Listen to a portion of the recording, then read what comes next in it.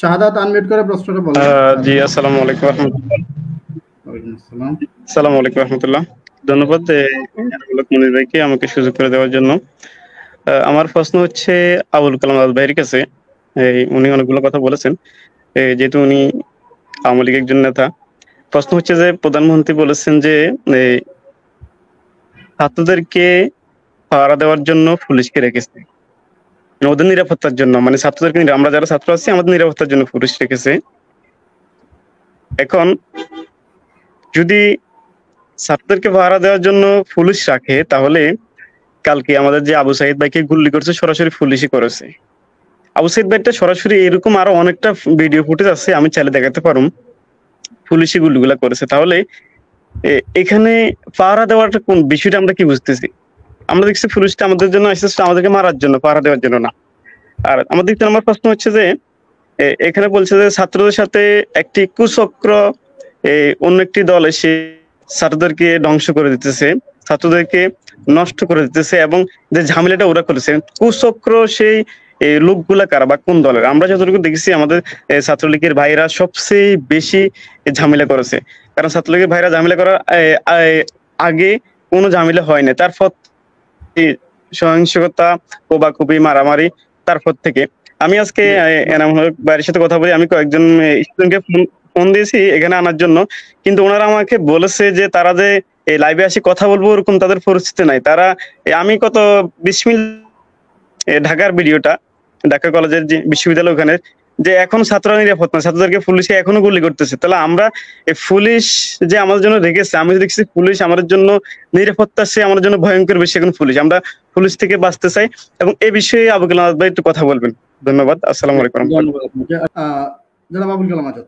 আজাদ ভাই আনমিউট করে বলেন। দর্শকদের অনেকগুলো প্রশ্ন রয়েছে আপনার কাছে। পাশাপাশি আন্দোলনে ছাত্রদেরকে উস্কানি দেওয়া বা ওবায়দুল কাদের যখন ছাত্ররা স্লোগান দিচ্ছিলেন রাজাকার বা কে বলেছে রাজাকার, এই প্রধানমন্ত্রীর বক্তব্যের প্রতিবাদে, সেখানে ওবায়দুল কাদের সাহেব ছাত্রলীগকে কেন দায়িত্ব দিয়েছিলেন এর প্রতিবাদ বা এর জবাব দেওয়ার কারণে? ছাত্রলীগকে দায়িত্ব না দিয়ে শিক্ষার্থীদেরকে ডেকে নেয় বা এই বিষয়টা প্রথমে ক্লিয়ার করতে পারতেন কিনা জনাব আবুল কালাম? ধন্যবাদ মনির ভাই। আসলে যখন একটি দেশের বিবেক যখন মানে কি বলবো, মানে বিবেক যখন পরিশুদ্ধতার প্রশ্ন ওঠে, সেই দেশটায় সেই জাতি স্বাধীনতার ৫৩ বছর পরেও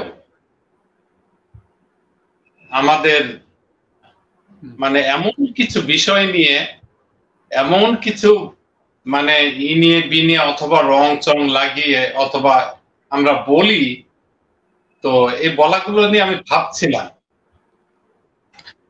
তো বিষয়টা হলো যে দেখুন, এই আমাদের ডক্টর হাসনাইদ ভাই উনি খুব সুন্দর বলেন।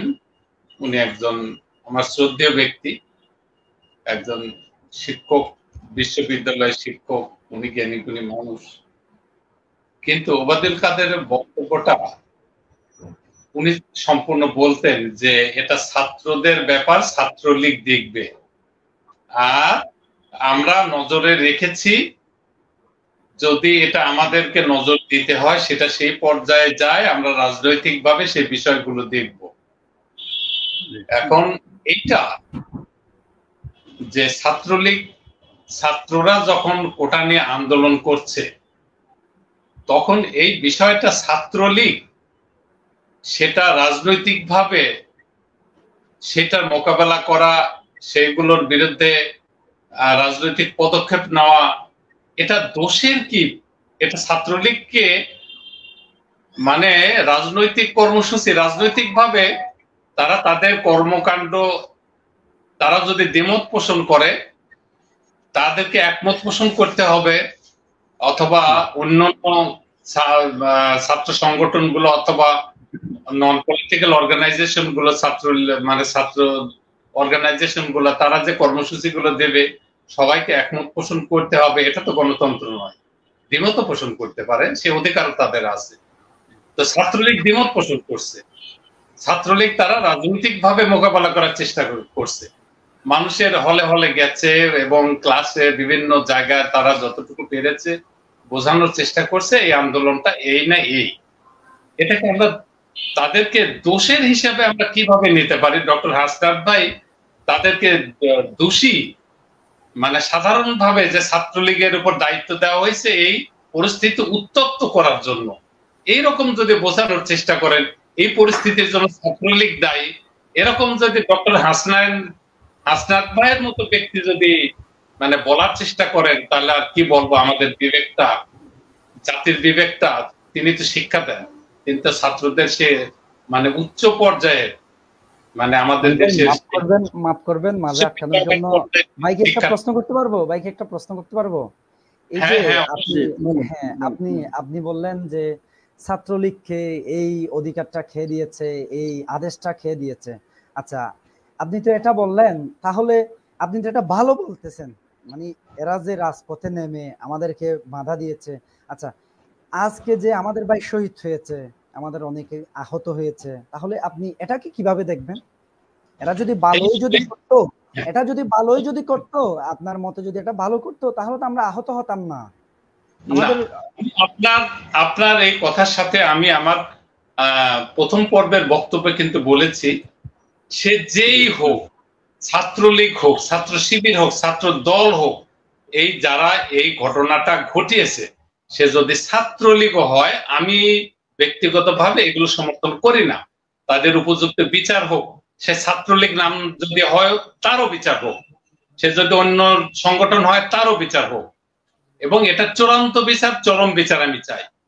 কেননা এই সহিংসতা অথবা একটা ছাত্রের প্রাণ যাবে, একটা শিক্ষার্থীর প্রাণ যাবে, একটা ছাত্রলীগের প্রাণ যাবে, এটা অথবা একটা ছাত্র দলের হোক, সে অন্য পথের হোক, বিশ্ববিদ্যালয়ে তারা শিক্ষার জন্য গেছে, লাশ হওয়ার জন্য নয়।